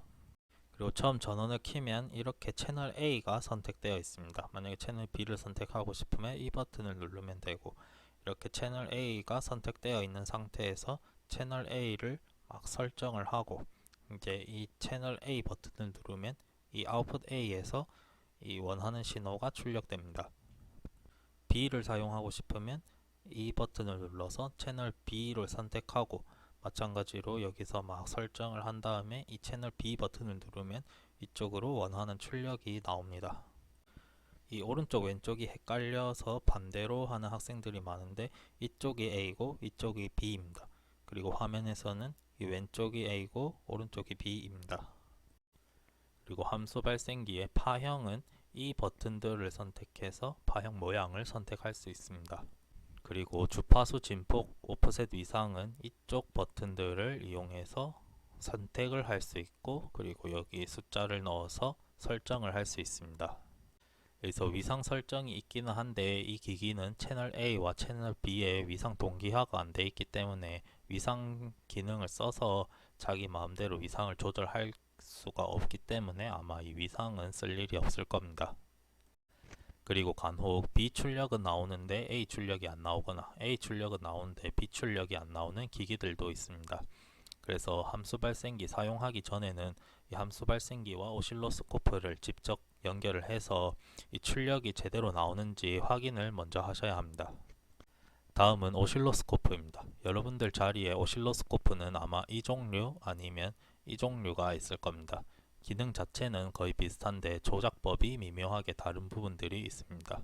그래서 다른 부분이 있으면 그때그때 알려드리도록 하겠습니다. 이제 앞으로 대부분의 실험은 멀티미터를 쓸 일은 잘 없고 거의 오실로스코프로 전압 파형을 보게 될 겁니다. 오실로스코프의 프로브는 이렇게 집게 하나와 집게 하나 그리고 고리 하나 이렇게 이루어져 있습니다. 이 프로브는 전압 측정용 프로브로 전압만 측정할 수 있습니다. 여러분들 자리에는 이것보다 조금 더 크거나 아니면 색깔이 다르거나 그런 다른 프로브들이 있을 수도 있는데, 이렇게 집게가 있고 고리가 있는 게 이게 다 똑같은 프로브입니다. 여기서 이 집게는 그라운드를 잡는 용도이고 이 고리 부분으로 측정을 하게 됩니다. 그리고 이 고리처럼 안 생겼는데 이 머리 부분을 잡아당기면 이쪽에 고리가 나와서 그 고리를 소자에다가 집거나 아니면 선에다가 집어서 쉽게 잡을 수 있습니다. 여기서 이 머리를 당기면 고리가 나오는데 이 당기는 게 아니라 아예 이쪽으로 빼버리면은 이렇게 뺄 수가 있습니다. 그러면 그 안에는 이렇게 막대가 있어서 이 막대로도 측정할 수는 있지만 아마 실험할 때는 고리가 편하기 때문에 이 머리를 꼽아서 사용하시는 게 편할 겁니다. 여기서 주의하셔야 할 점은 이 집게는 꼭 그라운드를 집어야 한다는 것입니다. 이 프로브는 양단 전압을 찢는 용도가 아니라 그라운드를 기준으로 전압을 측정하는 겁니다. 그래서 여러분들이 앞에서 배운 노드 전압을 측정한다고 생각하시면 편합니다. 만약 이렇게 생긴 회로에서 커패시터 양단 전압을 측정한다고 이렇게 연결하면은 생각대로 파형이 잘 나오지만, 만약에 여기 저항에 걸리는 전압을 측정하고 싶어서 프로브를 이렇게 연결해봤자 프로브 입장에서는 그라운드를 기준으로 여기를 찝은 것과 같기 때문에 이 저항의 양단 전압인 V1-V2가 출력되는 게 아니라 얘는 그냥 여기랑 여기 찝은 것과 같이 V1이 측정되기 때문에 이 저항의 양단 전압이 아니라 오히려 이 전압원의 양단 전압을 찍은 것과 같게 됩니다. 그래서 엉뚱한 게 측정되니 이런 경우에는 이 저항의 양단 전압을 측정하고 싶다면 이 저항의 위치를 옮겨서 이렇게 저항을 그라운드와 물리고 측정을 해야 됩니다. 이걸 몰라서 3, 4학년이 돼서도 엉뚱한 결과가 나왔는데도 그게 틀린지도 모르는 학생들이 정말 많았습니다. 여러분들은 측정기기 사용법을 잘 익히시길 바라겠습니다. 그리고 프로브 옆면을 보면 이렇게 1X와 10X를 선택할 수 있는 게 있습니다. 이건 프로브의 내부 저항을 조절해 주는 겁니다. 프로브의 내부 저항이 클수록 이렇게 회로에 연결을 했을 때 회로에서 이 프로브로 흘러 들어가는 전류가 적기 때문에 이렇게 프로브의 내부 저항이 클수록 회로에 미치는 영향이 적습니다. 대신에 프로브의 내부 저항을 키우면 오실로스코프에서 읽어드리는 신호의 크기가 감소하기 때문에 이 프로브의 내부 저항이 얼마짜리인지 오실로스코프에게 감쇄비라는 이름으로 알려줘야 합니다. 어렵다면 그냥 프로브의 배율과 오실로스코프의 감쇄비를 맞춰야 한다는 것만 기억하시면 됩니다. 감쇄비를 조절하는 방법을 간단히 같이 보자면 여기서 여러분들이 사용할 채널 1 혹은 채널 2의 숫자를 누르면 이런 창이 뜹니다. 그래서 이게 채널의 설정 부분인데 여기서 감쇄 혹은 프로브라고 적힌 항목이 있습니다. 그래서 이 프로브 옆에 있는 이 버튼을 누르면 이렇게 선택할 수 있는 창이 나타납니다. 여기서 이 버튼을 누르면서 이 버튼을 누르다 보면 이게 넘어가서 이걸로 조절할 수도 있고 여기 있는 이 다이얼을 돌려서 또 이렇게 프로브 곱하기 수치를 왔다 갔다 할 수 있습니다. 그래서 이 버튼을 누르거나 이 다이얼을 돌리면 이렇게 10 곱하기로 바꿀 수 있습니다. 그래서 다른 오실로스코프는 이런 추가 창이 안 뜨는데 이 오실로스코프는 이 추가 창이 뜨기 때문에 이게 좀 거슬릴 수 있습니다. 이 창은 가만히 놔두면 사라지기도 하고 아니면 여기 있는 이 메뉴 온오프 버튼을 눌러서 끌 수도 있고 아니면 여기 위에 있는 이 다이얼은 돌리기만 하는 게 아니라 누를 수도 있기 때문에 누르면 이제 이 10 곱하기가 선택되면서 이 새로운 창은 꺼집니다. 그래서 여러분들이 실험을 하실 때는 회로에 미치는 영향을 최대한 줄이기 위해서 되도록이면 프로브는 이제 내부 저항을 10x 상태로 하시고 감쇄비 항목도 10x로 이렇게 맞춰주시면 됩니다. 만약 프로브 중에 이렇게 감쇄비를 선택하는 부분이 없다면 그건 대부분 아마 이 10x 혹은 이 곱하기 12 부분일 겁니다. 그러니까 아마 대부분 이게 없는 선택을 할 수 없는 경우에는 아마 이 10배로 돼 있을 겁니다. 그러니 거기 맞춰서 이 오실로스코프에서도 이 10x로 맞춰주시면 됩니다. 실험 결과 중에 엉뚱하게 큰 값이 나왔다고 하는 학생들을 보면 대부분 이 감쇄를 안 맞춘 겁니다. 그러니 여러분들 결과를 볼 때도 이 감쇄를 제대로 맞췄는지를 좀 더 보도록 하겠습니다. 다음으로는 오실로스코프 자체를 보도록 하겠습니다. 아까 실험실에는 크게 두 종류의 오실로스코프가 있다고 했었으니 되도록이면 한번 간단히 둘 다 같이 보도록 하겠습니다. 먼저 이렇게 생긴 오실로스코프를 같이 보도록 하겠습니다. 이 오실로스코프는 이렇게 각 채널을 선택하는 두 줄이 있고 그리고 시간축을 선택하는 한 줄 그리고 트리거를 선택하는 한 줄 이렇게 구성되어 있습니다. 아까 본 것처럼 이 1이나 2를 누르면 이렇게 채널을 설정할 수가 있습니다. 여기서 이 커플링이라는 게 직류로 설정되어 있는데 이 직류로 하면은 신호를 그대로 보는 거고 만약에 이 직류가 아니라 교류를 선택하면 직류를 차단하고 교류 성분만 볼 수 있습니다. 그리고 이 채널 설정에서 여러분들이 사용할 만한 건 이 프로브 감쇄 기능이나 아니면 이 다음 페이지에 있을 반전 기능을 사용하실 수도 있습니다. 나머지는 다 사용하지 않을 기능입니다. 반전 기능은 말 그대로 원래 있던 파형에 마이너스를 곱해서 파형을 반대로 뒤집어서 보여주는 기능입니다. 그리고 이제 이 큰 다이얼을 돌려서 이 각 채널의 세로 줄의 눈금을 조절할 수 있습니다. 이 다이얼들도 돌리기만 하는 게 아니라 눌러서 선택할 수도 있는데 이 다이얼을 한번 누르고 이제 왼쪽 오른쪽으로 돌리면 엄청 작은 눈금으로 엄청 세밀하게 조절할 수는 있는데 여러분들이 딱히 그 기능을 쓸 일은 없을 겁니다. 그러니 만약에 이 눈금을 조절하는데 엄청 작게만 변한다 그럴 때는 이걸 한번 누르고 다시 돌려주면 아마 큼직큼직하게 제대로 눈금이 바뀔 겁니다. 그리고 현재 이 한 칸 이 세로줄 한 칸은 이 부분에 표시가 됩니다. 지금은 이 한 칸이 0.2V인 겁니다. 그리고 여기 이 작은 다이얼로 파형의 위치를 조절할 수 있습니다. 파형 자체를 이렇게 위로 올리거나 아래로 올리거나 이걸 조절할 수 있고 이 다이얼도 누르면 이제 위로 올라갔던 게 제자리 0 위치 정 가운데로 되돌아오게 됩니다. 여기서 채널 1의 입력은 이쪽 포트로 받고 채널 2의 입력은 이쪽 포트로 받을 수 있습니다. 그리고 여기 이 매스 기능을 사용해서 채널 1의 파형과 채널 2의 파형을 서로 더하거나 빼거나 곱하거나 나눌 수도 있고 이 FFT 기능을 사용해서 주파수를 분석할 수도 있습니다. 그리고 이 지금 떠 있는 파형을 저장해서 띄워 놓을 수 있는 레퍼런스 기능도 있습니다.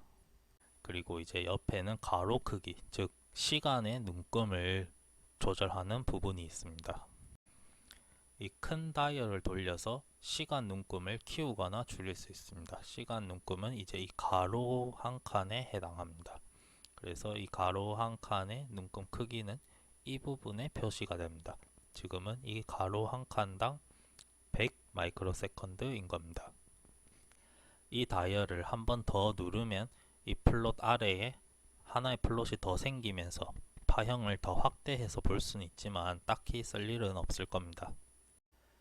여기 메뉴 버튼도 있는데 이 메뉴 버튼도 확대 플롯을 온오프 하는 기능밖에 없습니다. 그리고 이 아래에 작은 다이얼을 돌려서 시간축을 조절할 수 있습니다. 그래서 이 두 개의 다이얼들은 파형을 위아래로 조절했다면 이 다이얼은 파형을 오른쪽 왼쪽으로 이렇게 좌우로 움직일 수 있습니다. 그래서 이 기능들은 그냥 다 보기 편한 위치로 옮길 수 있도록 있는 기능들입니다. 이제 다음은 중요한 트리거 기능입니다. 이 작은 다이얼을 돌리면 트리거 위치가 이렇게 조절됩니다. 트리거는 이렇게 T라는 화살표가 떠 있고 이렇게 점선이 나타납니다. 그래서 이 작은 다이얼을 돌리면 이 트리거 선의 위치를 왔다 갔다 조절할 수 있습니다. 트리거를 이해하기 쉽게 설명하자면 이렇게 트리거 레벨을 정해놓고 만약에 전압 파형이 이 레벨을 지나가는 순간 그 순간에 맞춰서 파형을 디스플레이 해주는 겁니다. 전압 파형이 이 트리거 레벨을 지나는 순간에 이제 딱 여기 T라고 적힌 이 시간축이 정 가운데에 위치하게 됩니다. 만약에 트리거 레벨을 제대로 맞추지 않고 이 트리거는 요 위에 있는데 전압 파형은 여기서만 놀고 있다. 그러면 이제 트리거가 되지 않으니까 이 화면이 멈추지 않고 그냥 이 파형이 계속 왔다 갔다 하는 모습을 보실 수 있을 겁니다. 여기서 이 트리거 메뉴를 선택을 하면은 이제 이런 트리거 설정 창이 나타납니다. 이 트리거 설정 창에서는 이 트리거를 잡을 파형을 채널 1을 할 건지 채널 2를 할 건지 선택을 할 수 있고 이제 여기 있던 이 트리거 선을 가로질러서 올라갔을 때 멈출 건지 아니면 여기 위에 있다가 내려갔을 때 기준으로 멈출 건지 그걸 선택할 수 있습니다. 그리고 이 세트 50% 버튼을 누르면 파형이 이렇게 나타나고 있다면 자동으로 그 파형의 가운데에 맞춰서 트리거를 잡아주게 됩니다. 다음으로 이쪽 구석에도 이렇게 단자 두 개가 나와 있는데 이거는 프로브를 테스트하는 부분입니다. 프로브가 정상인지 확인을 하기 위해서 이 부분에다가 이렇게 그라운드가 그려진 곳에는 집게를 물리고 여기 위에 구형파 모양이 있는 곳에는 고리를 걸면은 이런 식으로 연결을 했을 때 이 1kHz의 구형파 모양이 출력이 됩니다. 그래서 만약에 프로브가 정상이라면 이런 구형파가 나올 거고 프로브가 정상이 아니라면 고장이 났다면 파형이 안 나올 거기 때문에 이 프로브의 고장 여부를 간단하게 확인할 수 있습니다. 이제 다음으로 이 메뉴 부분을 보자면 이 메뉴 부분에서 여러분들이 자주 쓸 기능은 이 측정 기능과 커서 기능일 겁니다. 먼저 측정 기능을 보도록 하겠습니다. 이 버튼을 누르면 이런 창이 뜹니다. 그래서 여기 뜨는 이 글자들은 다 영어를 한글로 번역한 거기 때문에 조금 말이 어색할 수 있습니다. 그래서 이게 무슨 말인지 좀 헷갈리는 메뉴들이 좀 있을 수 있습니다. 여기서 이 전압 측정 이 부분을 누르면 이 채널을 선택하고 그리고 뭐 전압의 최소치를 할 건지 최대치를 할 건지 그런 거를 선택할 수 있는 창이 뜹니다. 그래서 거기서 선택을 하시면 됩니다. 그리고 이 시간 테스트라는 걸 누르면 이제 채널 1이나 채널 2에 뭐 주파수나 아니면 주기 또는 뭐 라이징 타임 이런 거를 측정을 할 수 있습니다. 그리고 이 딜레이를 선택하면 뭐 지연 시간이나 페이지를 구할 수 있는데 이 부분도 딱히 쓸 일은 없을 겁니다. 그리고 이 전체 측정이란 걸 누르면 이제 전압에 대한 모든 내용이나 아니면 이 시간에 대한 모든 내용이 한 번에 뜨게 됩니다. 그래서 여기서 선택한 이 측정 값들은 다 이 위치에 나타납니다. 그래서 여기 나타나서 나오는 값들을 읽으면 되고, 만약에 전체 측정을 하면 이 화면상에 나타나게 될 겁니다. 근데 그것도 딱히 쓸 일은 없을 겁니다. 그리고 여기 있는 원래 있던 측정 값들이 꽉 차면은 이제 더 이상 추가할 수가 없기 때문에 여러분들이 뭐 이제 안 보고 싶은 기능이 있으면 그거를 지우셔야 합니다. 그 지우는 게 이 버튼입니다. 이게 뭐 번역이 이상하게 된 건지 이렇게 나타나 있는데, 이거를 누르면 전체 제거가 됩니다. 그리고 또 번역 문제인지 이렇게 전압 측정이든 시간 측정이든 이렇게 눌러서 여기서 뭐 원하는 거를 설정하고, 이제 이 설정 측정 값을 여기다가 넣고 싶어서 추가를 하려고 하면 추가하는 버튼이 없습니다. 이것도 번역이 이상한 건지 여기 FF가가 아니라 추가일 겁니다. 그래서 이 버튼을 누르면 이제 이쪽에 원하는 측정 값이 나타나게 됩니다.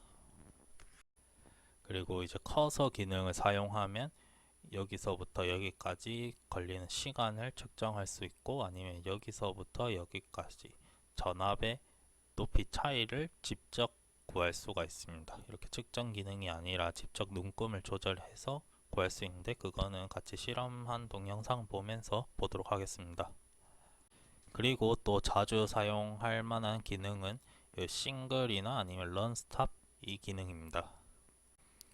이제 이 파형이 움직이는 도중에 스탑 키를 누르면 이제 이 화면이 아예 멈추게 됩니다. 그래서 뭐 이 프로브를 떼도 이 화면은 원래 나타나고 있던 그 화면 그대로 나타납니다. 그리고 다시 시작하고 싶으면 런 버튼을 한 번 더 누르면 이제 다시 활성화가 됩니다.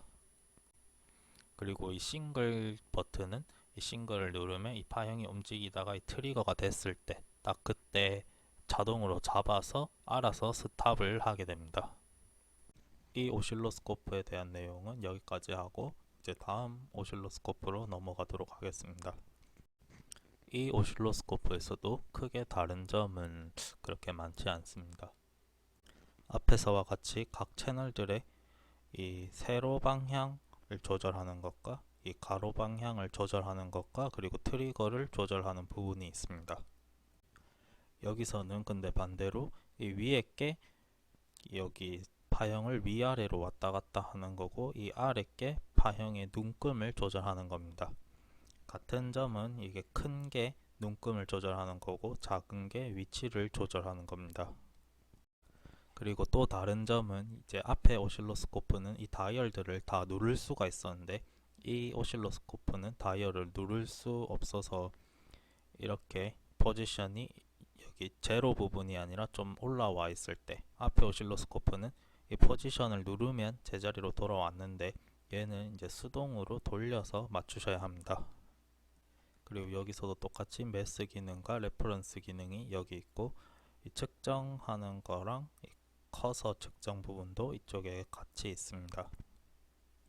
그리고 이 오실로스코프는 메뉴 오프 버튼이 없기 때문에 조금 불편할 수 있습니다. 그래서 보통 이렇게 미저에 맞춰 놓고 해 놓는 게 좀 보기 편하실 겁니다. 이 부분들 외에는 제가 다른 점을 떠오르는 게 없어서 일단 여기까지 하고, 혹시 생각나는 게 있으면 그때그때 알려드리도록 하겠습니다. 이제 기초 이론은 여기까지 하고 예비보고로 넘어가도록 하겠습니다. 먼저 첫 번째 문제는 그림 1과 같은 회로에서 시정수를 구하는 문제입니다. 그리고 두 번째 문제는 이 회로에서 시정수를 구하는 실험을 하기 위해서 커피스터 전압이 몇 볼트부터 몇 볼트까지 충전되는데 걸리는 시간을 측정하면 된다. 이거를 구하시면 됩니다. 다음 세 번째 문제는 이런 그림 1의 RC 직렬 회로에서 저항에 걸리는 전압 파형을 오실로스코프로 측정하기 위해서는 회로로 어떻게 연결해야 될지, 빵판 연결 그림과 전원 공급기가 아니고 이제는 함수 발생기겠죠. 함수 발생기랑 여기 오실로스코프를 프로브를 어떻게 연결해야 되는지 간단히 그리시면 됩니다. 그리고 네 번째, 다섯 번째, 여섯 번째 문제는 RL 직렬 회로입니다. 이런 그림 위의 회로에서 시정수를 마찬가지로 구하시면 되고, 그 다음 문제는 이제 똑같이 시정수 측정을 하는 실험을 위해서 인덕터 전압이 몇 볼트에서 몇 볼트까지 방전되는데 걸리는 시간을 측정하면 된다. 여기서 몇 볼트에서부터 몇 볼트까지인지를 구하시면 됩니다. 그리고 마찬가지로 이 RL 직렬 회로 실험에서 이 저항 양단에 걸리는 전압파형을 측정하기 위해서는 어떻게 연결을 해야 되는지 간단히 그려오시면 됩니다. 다음은 RLC 회로 문제입니다.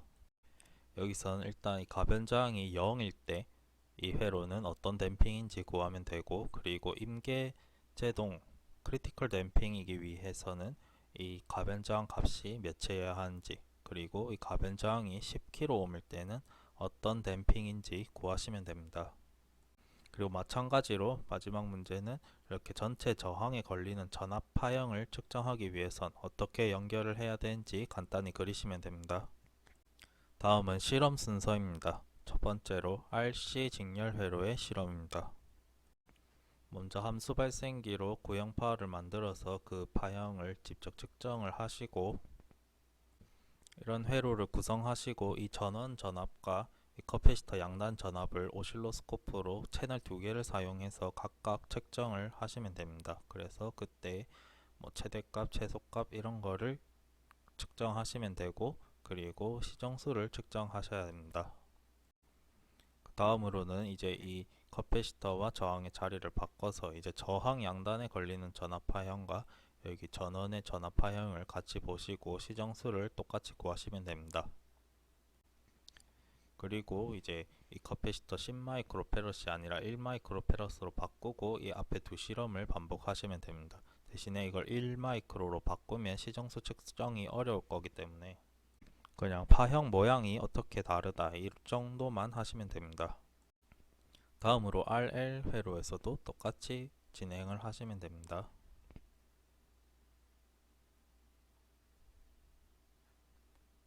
다음은 RLC 회로입니다.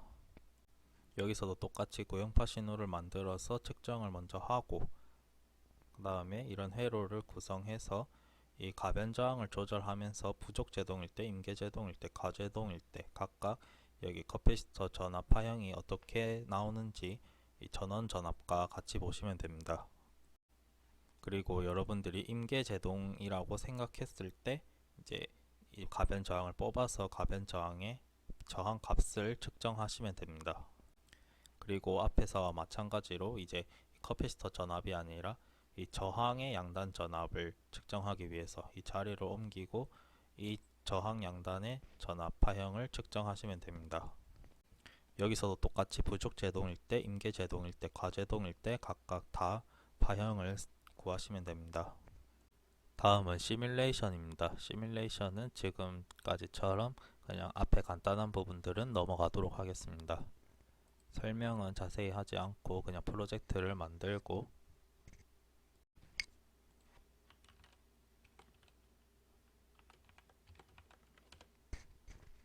빈 프로젝트를 해서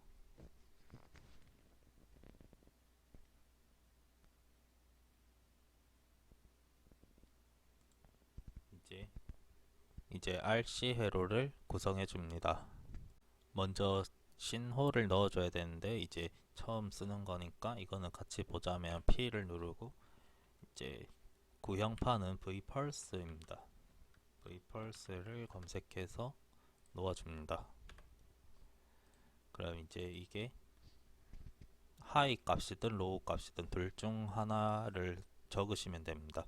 그래서 V1과 V2를 쓰시면 되는데 이게 처음 값입니다. 그래서 저는 5V가 되고 0V가 되고 이렇게 선택을 하면 5V, 0V를 왔다 갔다 하게 됩니다. 그리고 이거는 타임 딜레이입니다. 0에 가까운 작은 값을 써주시면 되고, 그것도 값이 변할 때 로우에서 하이 값으로 갈 때 몇 초가 걸리는지, 이거는 이제 하이에서 로우로 떨어질 때 몇 초가 걸리는지, 이거 둘 다 그냥 아주 작은 시간을 쓰시면 됩니다. 그리고 펄스 위스는 이제 하이인 시간을 쓰시면 됩니다. 지금은 10Hz짜리 구형파를 사용할 거기 때문에 10Hz는 주기가 0.1초이고, 그러면 0.1초 중에 반은 하이고 반은 로우기 때문에 0.05초가 이제 펄스 위스에 해당합니다. 그리고 주기는 0.1초입니다. 그러면 이제 구형파의 구성은 끝났고 나머지 회로를 구성하시면 됩니다.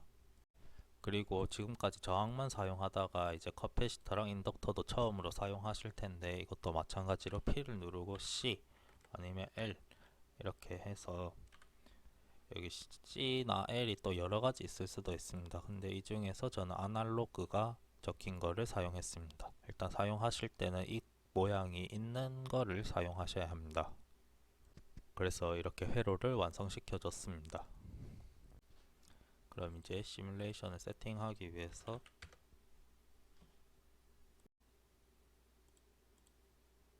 이름을 지어주면 이렇게 시뮬레이션 세팅 창이 나타납니다.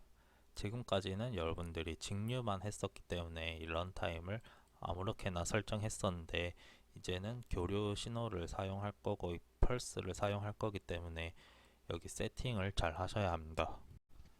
일단 여기 이 부분은 시뮬레이션을 총 몇 초 동안 할 건지에 해당합니다. 저희가 사용하는 이 V펄스가 지금 0.1초짜리이기 때문에 저는 한 3주기 정도 보고 싶다고 하면 일단 0.3세컨드를 써줍니다. 그리고 여기는 몇 초부터 시작할 건지인데, 저는 0초부터 시작하기를 원하기 때문에 처음부터 시작하기에 0을 써줬습니다. 그리고 만약 이대로 하고 바로 확인을 해서 시뮬레이션을 진행하면 이렇게 시뮬레이션 창이 나타나고, 그러면 일단 커패시터의 양단 전압을 측정해 보겠습니다.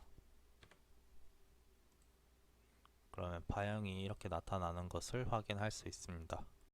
근데 좀 자세히 보면은 이게 엄청 각져 있는 거를 볼 수 있습니다. 지금 이런 위치에 이렇게 둥글게 안 돼 있고 각져 있는 게 좀 보일 겁니다.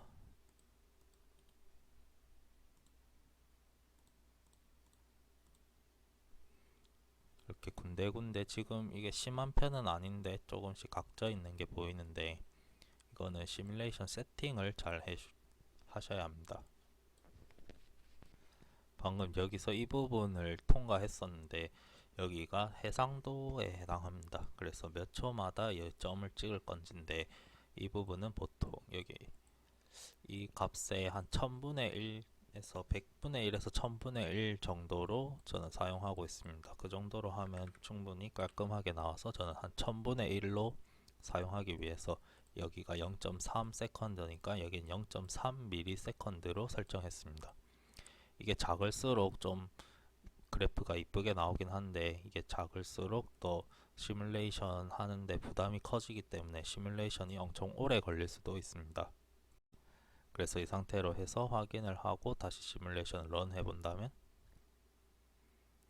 이게 아까 각진 부분은 하나도 없어지고 지금 엄청 깔끔해진 걸 확인할 수 있습니다. 이렇게 각진 부분이 없이 둥글게 됐었죠. 지금은 파형이 이렇게 생겨서 좀 티가 안 날 수도 있는데, 정연파에서는 만약에 저 맥시멈 부분을 사용하지 않으면 이렇게 정연파가 엄청 구불구불하게 생기게 됩니다. 그럼 이제 세팅은 이 정도로 하고, 시정수를 체크하기 위해서 일단 이제 커서 기능을 써서 일단 좌클릭을 하고 여기 최소치를 읽어주고, 우클릭을 하고 여기 최대치를 읽어줍니다. 그러면 지금 최소치가 약 33mV고 최대치는 약 4.9665V입니다. 그러면 여기 이 최대치가 정상 상태에 해당하는데, 시정수라는 것은 이제 이 정상 상태 값의 약 63.2%에 해당할 만큼만 충전됐을 때, 그때까지 걸리는 시간을 이제 시정수라고 하기 때문에, 이제 그러면 우클릭을 한 3.14V 정도로 옮겨 보도록 하겠습니다. 4.9665에서 63.2%는 약 3.14V에 해당합니다. 그래서 이걸 계속 당기다가 3.14 정도 됐을 때 여기까지 오는데 걸리는 시간, 이것도 여기로 옮겨주고, 그러면 한 10ms 정도 되는 것을 확인할 수 있습니다. 이게 여러분들이 커서 위치도 잘 안 보여서 좀 측정하기 힘들 수도 있는데, 커서도 여기 툴에서 옵션에서 커서 세팅, 여기서 이 굵기들을 설정해서 좀 보기 좋게 맞추면 좀 더 측정하기가 수월할 겁니다. 그래서 일단 커패시터의 양단 전압을 측정해서 시정수를 측정하는 것은 했고, 그러면 이제 저항 양단의 전압을 측정해서 시정수를 체크해 보겠습니다. 이게 전압 양단 파형입니다. 근데 여기서 지금 저항 양단 전압을 보는 건 실제로 실험에서는 전류 파형을 볼 수 없기 때문에 그 대신에 보는 겁니다. 그래서 지금 저항의 양단 전압이랑 전류 파형이랑 한번 같이 본다면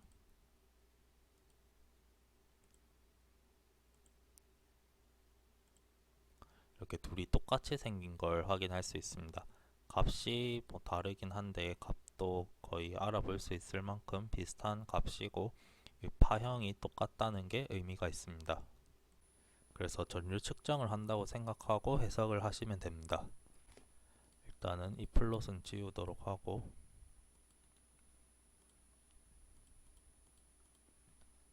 여기서 이제 전압 파형에서 시정수를 체크해 볼 겁니다. 여기서도 마찬가지로 커서 기능을 사용하고, 여기 최대 지점과 여기 정도를 체크해 봅니다. 그러면 이게 전류 파형이랑 똑같다고 했었는데, 이 RC 회로에서 전류에서 시정수를 구하고자 한다면 전류에서 볼 때는 여기 초기 값에서 36.8%까지 하락했을 때, 그때까지 걸리는 시간을 시정수라고 합니다. 따라서 이 초기 값이자 최고치인 4.9248V의 약 36.8%는 1.181V 정도, 1.181에 해당하기 때문에 이 우클릭은 1.181을 찾아가도록 하겠습니다. 1.81입니다.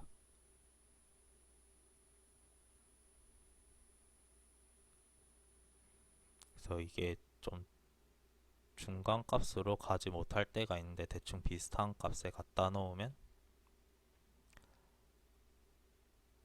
한 이 정도 값이 제일 가까운 것 같습니다. 그래서 이 정도 제일 가깝게 옮겼을 때 걸린 시간을 측정해 보면 약 10ms인 것을 확인할 수 있습니다.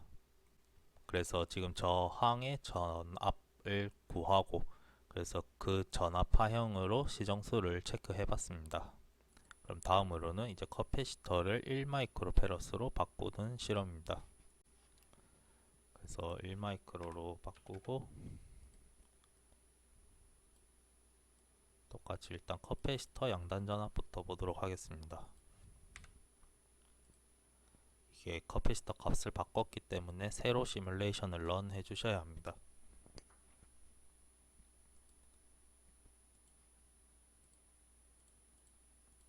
그러면 이렇게 아까는 올라가는데 한참 걸렸었는데 지금은 엄청 빠르게 올라가는 게 나타납니다.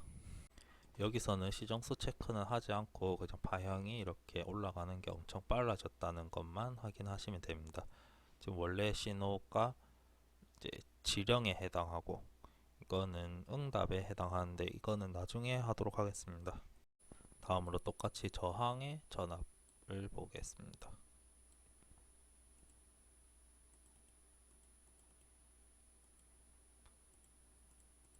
이거는 거의 비슷하게 생겼다고 생각할 수도 있지만 아까보다 훨씬 빨리 내려가고 훨씬 빨리 올라가는 파형이 됐습니다. 그래서 이것도 마찬가지로 시정수는 체크하지 않고 그냥 파형이 이렇게 바뀌었다는 것만 확인하도록 하겠습니다.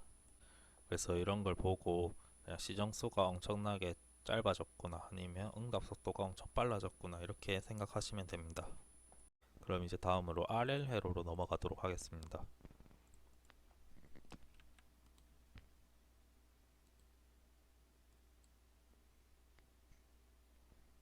이제 여기서도 마찬가지로 회로를 구성하시면 됩니다.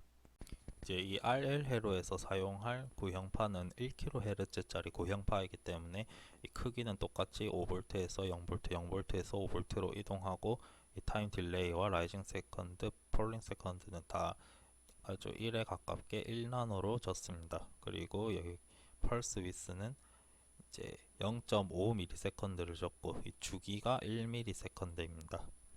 이게 1kHz짜리 신호이기 때문에 주기는 1ms고 이제 듀티비가 0.5 그러니까 이제 반은 하이고 반은 로우기 때문에 0.5ms가 이제 펄스 위스에 해당합니다. 이제 이렇게 회로를 다 구성했으면 이제 피스파이스 세팅을 또 바꿔줍니다. 그래서 여기서 지금 1kHz짜리 신호를 썼기 때문에 주기가 1ms고 그러면 저는 한 3개 정도 보고 싶기 때문에 3마이크로로 했습니다. 그리고 이제 이 시간이 바뀌었으니까 이 시간도 바꿔주셔야 됩니다. 그래서 저는 이 3mm에 1000분의 1에 해당하는 3마이크로로 하도록 하겠습니다. 그래서 확인을 하고 시뮬레이션 런 해줍니다. 그리고 이제 여기서 인덕터의 양단 전압을 보도록 하겠습니다.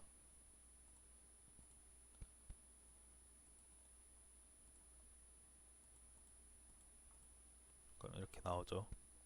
그래서 이 생긴 것 자체는 아까 RC 회로에서 R에 걸린 전압과 똑같이 생겼습니다. 그래서 여기서도 마찬가지로 시정수를 구해 보시면 여기 최대치와 여기를 측정해 봤을 때 지금 초기 값에 해당하는 최대치는 약 4.83V 정도 되는 것을 확인할 수 있습니다. 그래서 이 값의 약 36.8%를 계산해 봤을 때 한 1.78V 정도 됩니다. 그래서 우클릭은 1.78V를 찾아가 보면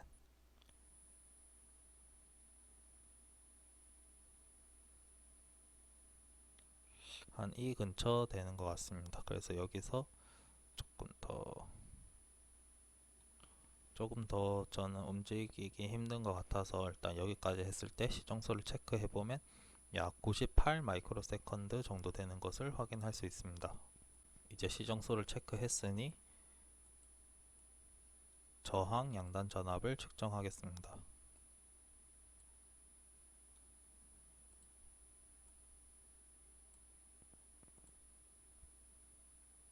그러면 이제 생긴 게 아까 커패시터 전압과 똑같이 생긴 걸 볼 수 있습니다.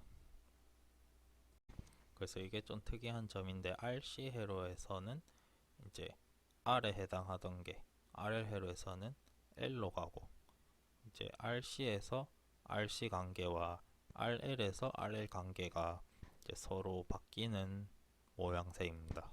이 부분은 뭐 중요하지 않기 때문에 일단 간단히 말로만 하고 넘어가도록 하겠습니다. 그래서 이제 이게 저항의 양단 전압 파형입니다. 여기서도 마찬가지로 시정수를 체크해 보겠습니다. 대략 최소치와 최대치를 읽었을 때 이 정도 되고 이제 이게 RL 회로에서 전류 파형에 해당합니다. 그럼 RL 회로에서 전류 파형이 이제 정상 상태의 약 63.2%까지 도달하는데 걸리는 시간이 시정수였습니다. 그래서 지금은 이제 정상 상태 값이 약 4.966V이기 때문에 이거의 63.2%를 구해보면 약 3.14V에 해당하므로 3.14V를 찾아가 보면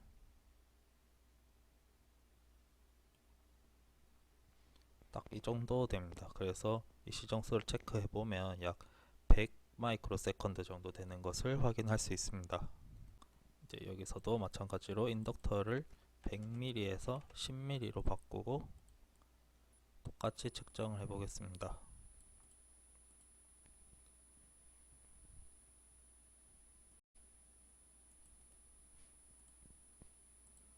이번에도 파형이 엄청 샤프해졌죠. 그리고 이게 인덕터 전압이고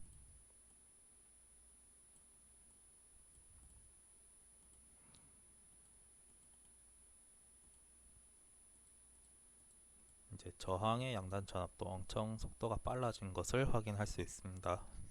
이제 다음으로 RLC 회로를 구성해 보겠습니다.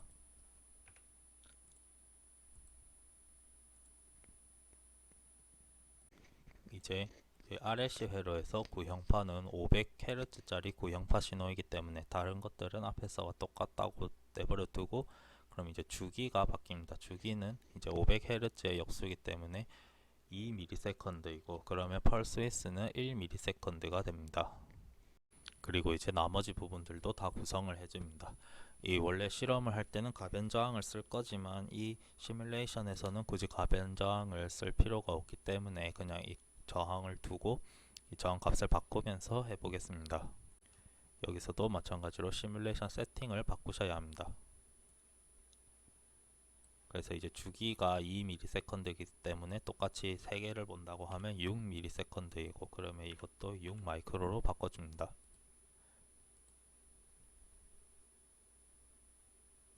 그럼 여기서 먼저 실험은 커패시터의 양단 전압을 측정하는 것이기 때문에 커패시터 양단 전압을 측정해보면 이렇게 나옵니다. 그리고 커패시터 양단 전압이랑 제가 지금까지 전원의 전압 파형은 안 찍었는데 이것도 여러분들 같이 보시면 됩니다. 그래서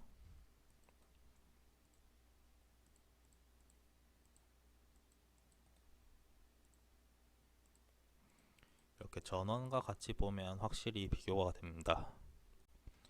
지금 이 전원 전압들이 커패시터 전압이 이 전압이 돼야 된다 하는 지령에 해당합니다. 그래서 커패시터 전압이 0V이다가 5V가 돼야 되는데 지금 제동이 부족하기 때문에 이렇게 5V가 빨리 되고 싶어서 엄청 빨리 가다가 지나쳐 버립니다. 그래서 지나쳐 버리고 다시 5V로 되돌아가려고 이렇게 내려가고, 근데 또 너무 내려와서 다시 되돌아가고, 이런 모양이 부족 제동입니다. 그래서 이게 이 지령을 진동을 안 하고 최대한 빨리 도달해서 이렇게 쫙 잘 따라가는 게 그게 잘 된 시스템입니다. 그래서 일단 부족 제동의 커패시터 전압 파형은 이렇고, 여기서 이제 과제동을 보기 위해서 저항 값을 11kg로 바꿨습니다.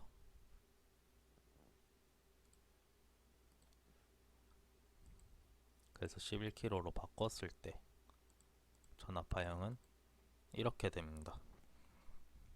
그리고 지금은 이제 여기 5V에서부터 시작하는 이런 좀 밸런스가 안 맞는 파형이 나오는데, 여러분들이 실제 실험을 할 때는 이렇게 나오는 게 아니라 좀 시뮬레이션은 지금 시작하자마자 본 건데 여러분들이 실험을 할 때는 한참 있다가 볼 거기 때문에 이 파형은 좀 맞지 않습니다. 이렇게 5V부터 시작하는 이유는 이 시뮬레이션이 시작될 때 정상 상태 해석을 먼저 하고 그거를 기준으로 시뮬레이션을 하기 때문에 이런 식으로 나타납니다. 그래서 여러분들은 볼 때 이 부분은 좀 치우고 보기 위해서 시뮬레이션을 조금 다시 세팅해 준다고 하면 6ms 이후를 보고 이렇게 6ms가 지나고 나서 그 뒤에 6ms를 본다고 세팅을 해 보겠습니다.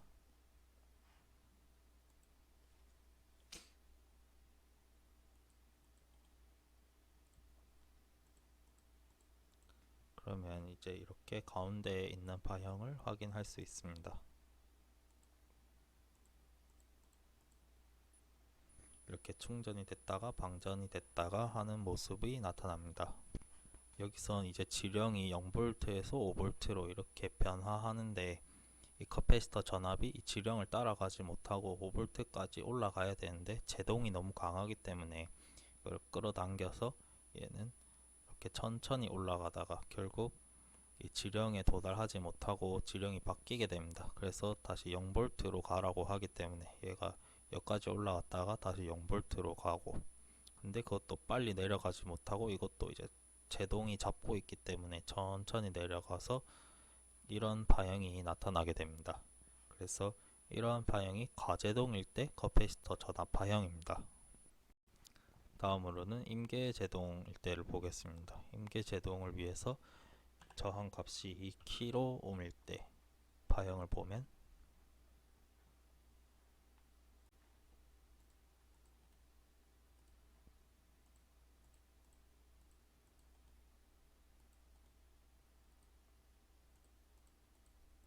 이제 이렇게 깔끔하게 올라갔다가 깔끔하게 내려오는 것을 확인하실 수 있습니다. 이제 이게 너무 빨리 올라가서 5V를 지나쳐 버려서 되돌아오는 이런 진동하는 부분도 없이 이렇게 올라갔다가 깔끔하게 내려옵니다. 만약에 이 2kg보다 조금 더 작은 상황에서 보도록 하겠습니다.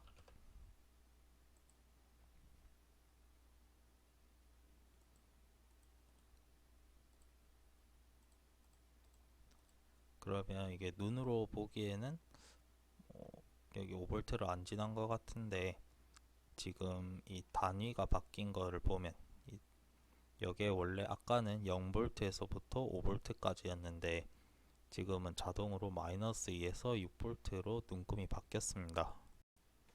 그래서 이게 어딘가 0V 이하로 내려가는 값이 있고 5V 이상으로 올라가는 값이 있어서 이런 눈금이 자동으로 맞춰진 겁니다. 실제로 커서를 사용해서 읽어봤을 때도 지금 최대치는 5V보다 더 높은 값이 있고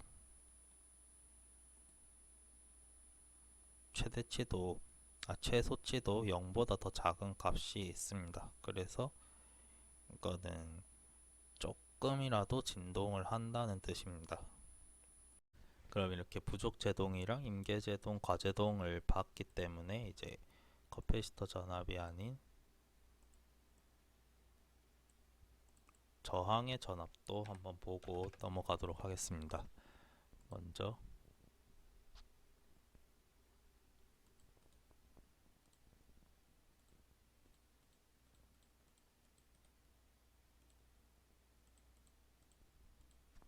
부족 제동일 때입니다. 지금은 이 전원 전압이랑 같이 보는 거는 그냥 여기가 충전 타이밍이고 여기가 방전 타이밍이다, 이거를 같이 보기 위해서 지금 보고 있습니다. 그래서 여기 이 저항의 전압인데 저항의 전압은 전류 대신에 본다고 했었습니다. 그래서 지금 전류 파형이 이렇게 0에서 갑자기 솟아 올랐다가 이렇게 0을 향해서 다시 내려가는 이 과정입니다. 근데 이게 깔끔하게 딱 0으로 내려가지 못하고 이 제동이 약하기 때문에 그렇게 원래 가려던 것보다 더 많이 내려갔다가 더 올라갔다가 내려갔다가 이런 식으로 수렴하게 됩니다. 이제 다음으로 과제동을 보기 위해서 11kΩ을 했다고 치면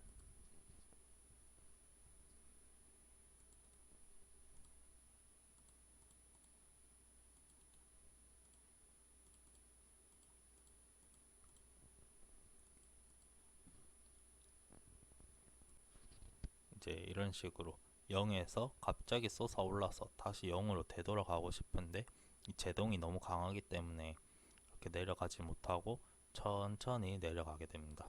그래서 이제 여기서는 갑자기 밑으로 확 내려가고 다시 0으로 되돌아가려고 하고, 이런 모양이 지금 과제동일 때 전류 파형입니다.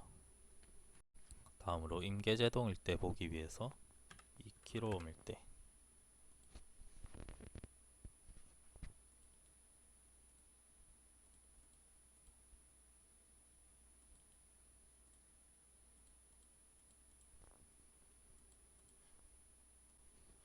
이때 파형을 보면 여기서도 마찬가지로 0에서 확 올라갔다가 다시 내려오는데 밑에까지 내려가지 않고 이렇게 정확히 0까지만 수렴하게 됩니다. 그래서 이게 임계제동입니다.